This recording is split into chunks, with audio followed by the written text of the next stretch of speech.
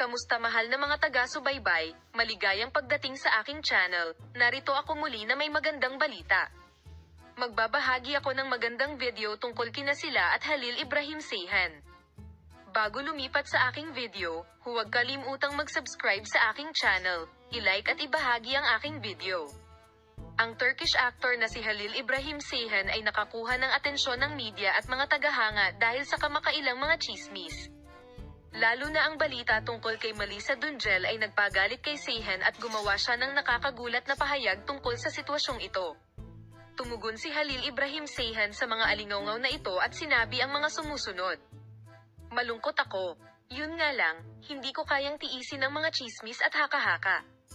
Magkaibigan lang kami ni Elisa, at ang ganitong balita ay negatibong nakakaapekto sa akin at kay sila.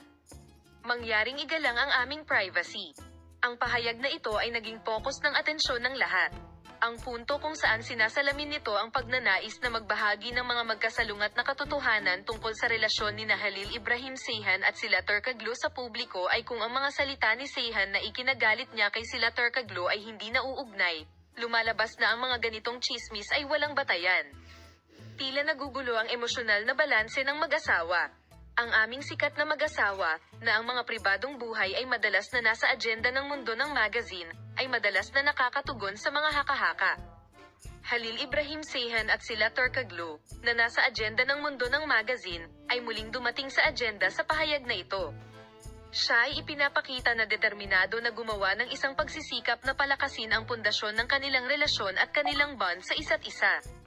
Ang relasyon ni Halil Ibrahim Ceyhan sila Turkoglu ay isang mag-asawa na malapit na sinusundan ng media at mga tagahanga at nailalarawan sa pamamagitan ng relasyon.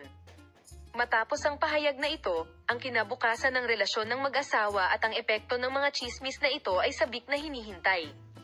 Huwag kalimutang sundan kami para sa balita tungkol kay Halil Ibrahim Ceyhan at sila Turkoglu. Paalam.